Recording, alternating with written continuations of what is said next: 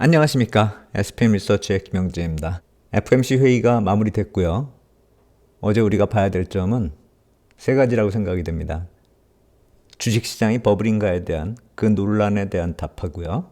그리고 새로운 정부 정책의 불확실성에 대한 얘기. 세 번째는 QT 테이퍼링 관련한 얘기. 저는 이 세 가지가 중요한 것이 아닌가 그렇게 생각이 됩니다. 전체적으로 보면 안정감 있게 진행이 됐다 이렇게 생각이 되고, 오늘은 이 얘기하고요. 뒷부분에서는 기업 실적 얘기, 과연 버블이 아닌가? 그것에 대한 생각도 우리가 좀 해야 될 것 같습니다. 어제 시장 움직임 보면 기자회견 중간에 한 37분 정도께부터 이렇게 시장이 급상승을 합니다. 그리고 기업 실적이 나오면서부터는 MS 나오고 테슬라 나오고 메타가 기업 실적을 발표했는데 말 그대로 급등락이 나타나는 그 모습이었습니다. 요건 뒤에서 말씀드리겠습니다. FOMC 회의가 보통 하루에 한 200포인트 정도 움직일 수 있죠. 위아래로 100포인트씩. 어제는 회의 이전에 좀 움직임 폭이 있었기 때문에 위아래 따져보니까 한 329포인트가 나오더라고요. 그런데 최근의 흐름하고 비교해보면 이틀 전에 1010포인트가 하루에 움직였죠. 그리고 그 다음날 465포인트. 중국 딥시크 얘기 나오면서 나타났었던 그 모습이죠. 그래서 300포인트가 적어 보이는 참 희한한 일이 벌어지고 있다 이렇게 생각이 됩니다. 이 변동성이 계속 커지는 이 모습은 앞으로도 계속 이어질 것이다 이렇게 생각이 되는데, 유동성하고 기업 실적이 맞부딪히기 때문에 어쩔 수 없는 상황이 아닐까 이렇게 생각이 됩니다. 오늘도 그 맥락에서 말씀을 드려야 될 것 같습니다. 단기적으로는 또 상승 추세를 만들고 있는데요. 어제 기업 실적 발표에 이어서 오늘은 애플 차례죠. 이런 단기 상승 추세에서 또 위로 가느냐, 깨고 내려오면 이런 변동성이 나타나느냐. 애플 실적 전망치가 좀 높습니다, 상대적으로. 그렇기 때문에 그것도 만족하는 그런 실적이 나올 경우에는 위로 변동성이 커지겠는데, 워낙에 실적에 대한 컨센이 높기 때문에 서프라이즈 비율도 높을 것인가, 그걸 따져봐야 될 것입니다. 그리고 정치적인 반응도 우리가 좀 생각을 해봐야 되겠죠. 트럼프 대통령 X에다 이렇게 떠올렸습니다. 제이 파월과 페드가 인플레이션으로 인해 발생한 문제를 막지 못했기 때문에 저는 미국 에너지 생산을 활성화하고 규제를 삭감하고 국제 무역을 재조정하고 미국 제조업을 재점화함으로써 문제 해결을 달성할 것입니다. 하지만 인플레이션을 막는 것 이상의 일을 할 것입니다. 우리나라를 재정적으로 그리고 다른 면에서 다시 강력하게 만들 것입니다. 페드는 은행 규제에 대해 끔찍한 일을 했습니다. 재무부는 불필요한 규제를 줄이기 위해 노력을 이끌고 모든 미국 국민과 기업에 대출을 제공할 것입니다. 페드 쪽을 좀 비난하면서 이제 곧 스캇 베센트가 들어서는 이 재무부 이쪽에서 일을 시작할 것이다, 이 얘기를 하고 있는 것이죠. 페드가 DEI, 젠더, 녹색에너지, 가짜 기후변화에 시간을 덜 할애했다면 인플레이션은 결코 문제가 되지 않았을 것이다. 하지만 대신에 우리는 역사상 최악의 인플레이션으로 고통받았다. 이런 식으로 반응을 했는데, 아직도 비난하는 논조는 그대로인데 강도는 좀 낮아지고 있다는 점이 예전하고 좀 비교됩니다. 2020년에 올린 거 보면 평소처럼 제이 파월과 페드는 행동이 느립니다. 독일과 다른 나라들은 경제에 돈을 쏟아붓고 있는데 다른 중앙은행들은 상당히 공격적이다. 그래서 가장 낮은 금리를 적용해야 한다. 그런데 우리는 그렇지 않다. 그래서 문제다. 이런 식으로 얘기를 했죠. 상대적으로 표현이 더 강하고 구체적으로 낮은 금리까지 거론하는 그런 모습이 지금하고는 약간 좀 틀리다 이렇게 볼 수가 있겠습니다. 톤이 이렇게 낮아진 이유를 살펴보면 페드 쪽에서도 강도가 좀 많이 낮아진 상태다 이렇게 볼 수가 있습니다. 선거 결과 나온 이후부터 페드가 어느 정도 타협을 좀 시도하고 있다 이렇게 볼 수가 있는데, 마이클 바 같은 경우가 페드 부의장을 사임했었죠. 행정부하고 맞부딪히는 게 싫어서 사임을 했는데요. 그 이후에도 기후 관련된 모임에서 페드가 탈퇴하고요. 이번에 코멘트에서도 행정부 쪽에 나쁘지 않은 시그널을 보내고 있습니다. 보면은 관세, 이민, 재정, 규제 정책에서 중대한 정책 변화가 일어나기 때문에 불확실성이 다소 높아질 수는 있는데, 추가적인 불확실성이 있을 수 있지만 이는 지나가야 한다. 정권이 바뀌었다, 이 얘기를 하는 거죠. 우리는 그것을 겪어야 하고 그 다음에는 다시 일반적인 불확실성, 이러한 정책적인 불확실성이 아니라 일반적인 불확실성으로 돌아갈 것이다. 이런 식으로 표현하는 것이죠. 어차피 겪어야 되는 일이고 그것은 지나갈 것이다. 비교적 안정감 있는 그런 코멘트가 아닌가 이렇게 생각이 됩니다. 그렇기 때문에 트럼프 대통령 쪽에서의 톤도 어느 정도 조절이 됐다 이렇게 볼 수가 있겠고, 시장은 그러한 정책적인 표현에 대해서는 사실 반응을 하지 않았습니다. 정책 우려감이 잦아든 것은 사실인데 경제 관점에 안도감이 들게끔 하는 그 내용을 우리가 좀 살펴봐야 될 것 같습니다. 이렇게 상승을 만든 그 이유가 뭘까? 그걸 봐야죠. 어제 프레스 컨퍼런스는 47분 동안 이어졌습니다. 그런데 이 37분부터 상승을 시작해서 거의 마무리까지 고공권에서 머물게 했었던 그 요인들 한번 따져볼 필요가 있죠. CNN 기자 차례였습니다. 통화정책이 금융시장 버블 논란하고 관련이 있는가? 금리 인하가 주식시장과의 관계가 있는가? 포텐셜 에셋 버블이라는 약간 과격한 표현이다 이렇게 볼 수도 있겠는데, 거기에 대해서 파월 의장 답변은 자산 가격도 보는데 많이 상승한 것이 사실이다. 하지만 금융기관의 현금이 풍부하고 재정 역시 마찬가지고요. 그리고 가계 상태도 양호하다. 전반적인 것을 검토해야 된다.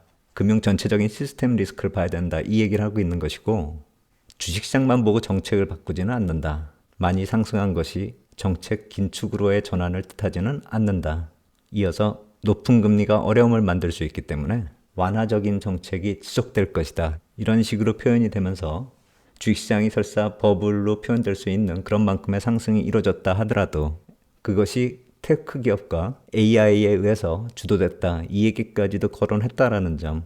그러면서 최근에 시장이 좀 불안한 모습에 대해서 간접적으로 안정적인 흐름을 만들 수 있는 그런 코멘트로 이어졌다라는 점.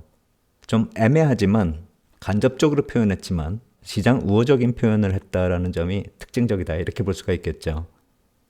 예전 같았으면 그건 정책하고 상관없다. 아니면 페드는 그런 것에 신경 쓰지 않는다.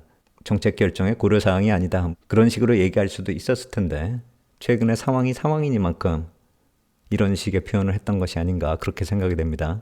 그리고 이민정책하고 실업률에 대해서 역시 어떤 특이한 그런 문제점이 발견되고 있지 않다. 데이터 쪽에서 그런 면이 발견되고 있지 않다. 이렇게 얘기를 했는데 사실 이쪽은 우리가 약간 좀 검증을 좀 해야 될 필요가 있다. 이런 생각이 듭니다. 이 고용 데이터 쪽을 보면 공공부문하고 민간이 좀 흐름이 좀 차별적으로 나타나고 있기 때문에 그런데요. 제가 아틀란타 페드의 스파이더 차트로 좀 비교를 해보겠습니다. 지난 12월 데이터하고요.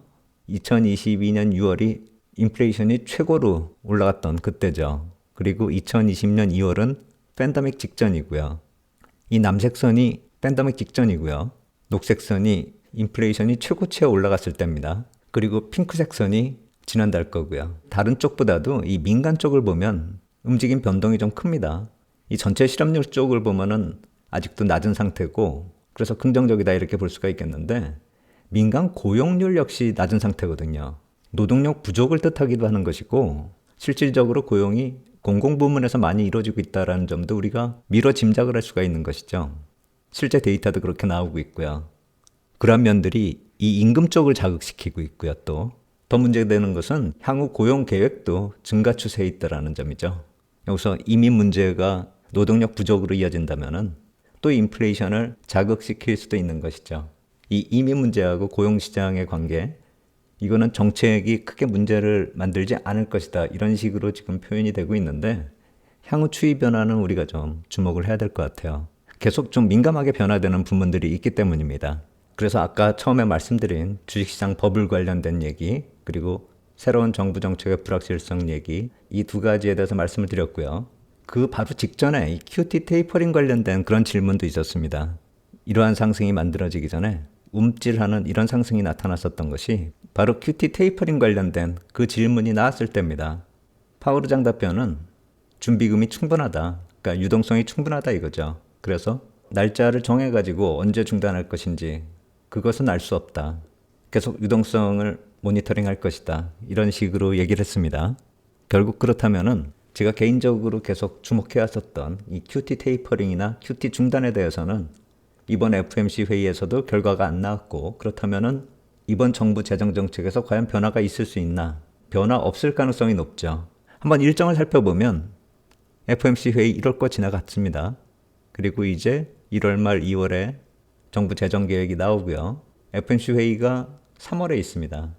그리고 재정계획은 또 4월 말로 가겠죠. 그래서 3월 FOMC 회의 때 그 얘기가 나올 것인지 아니면 재정정책하고 맞물리는 4월에 그 얘기가 나올 것인지, 이때가 좀 주목이 되는 시기다 이렇게 생각이 되고, 그 이전에 페드의 스피치가 시장하고의 소통 형식으로 나타날 것이기 때문에 우리가 충분히 미리 그 시그널을 접할 수가 있을 것이다 이렇게 생각이 됩니다. 그리고 이번 회의 일정에서도 재무부 쪽에서 관련된 협의를 한 것으로 알려지고 있기 때문에 2월부터는 오히려 가시화될 수 있는 것이 아닌가. 파월 의장의 답변, 이번 것도 마찬가지로 예전하고는 좀 약간 달라졌다라는 점, 그 답변의 톤에서 우리가 느낄 수가 있었죠. 예전 같았으면 확연하게 부인을 했을 텐데 이번에는 중비금과 더불어서 모니터링하고 있다 이런 식으로 표현을 했으니까요. 그렇다면 이 3, 4월에 나타날 수 있는 유동성의 변화도 계속 우리가 좀 주목해 볼 필요가 있다 이런 생각이 듭니다.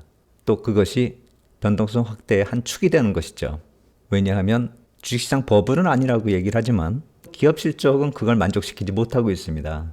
마이크로소프트나 테슬라 같은 경우는 이런 모습을 만들었고, 뒤에 주식시장이 상승한 게 메타 쪽에서 살린 거죠. 어제 만약에 이 메타도 실망을 시켰다라고 한다면 FOMC 회의에서 파월 의장이 어떻게 했든 간에 시장은 또 한바탕 난리를 쳤을 것이다 이렇게 생각이 됩니다. 장중 저점까지 내려갔었으니까요. 메타 같은 경우는 기업 실적이 서프라이즈 비율이 상당히 높아졌습니다. 지난 분기에 16%, 그러니까 컨센보다 16%가 좋게 실적이 나왔는데 이번에는 EPS 6.77이 8.02까지 올라가는 그런 모습이기 때문에 이 서프라이즈 비율이 18.46%를 기록했습니다. 충분히 서프라이즈고 이 퍼센트 서프라이즈로 인해서 주가가 크게 상승할 만한 그런 요인이 되는 것이죠.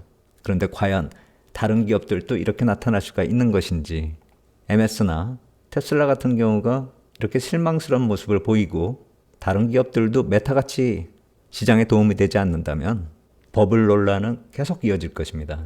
유동성이 살아나면서 버블 논란이 겹치면 변동성은 극대화될 것입니다. 그래서 올해가 변동성이 커지는, 그리고 1분기 지나면서는 더 커질 수 있다는 점을 봐야 되고, 이 분기 실적이 마무리되는 4월 이후에는 시장도 많이 불안정해질 수 있다는 점, 특히 엔비디아가 GTC가 마무리된 다음에 지금도 불안한 모습이 어떤 식으로 개선이 가능할 것인지, 그래서 4월을 주목하고 있는 것입니다. AI 관련돼 가지고는 지금 버블 얘기도 계속 나오고 있고, 투자 관련된 논쟁 하루 종일 나오고 있습니다. 소프트뱅크에서 250억 달러 투자한다라는 그 얘기요. MS나 메타도 AI 투자 계획을 지속하고 있다라는 이런 얘기들 계속 나오고 있습니다. 바로 옆에는 딥시크 관련된 그 얘기가 나오죠. 이 역시 마찬가지로 충돌되면서 변동성을 만들 수 있는 재료가 될 것입니다.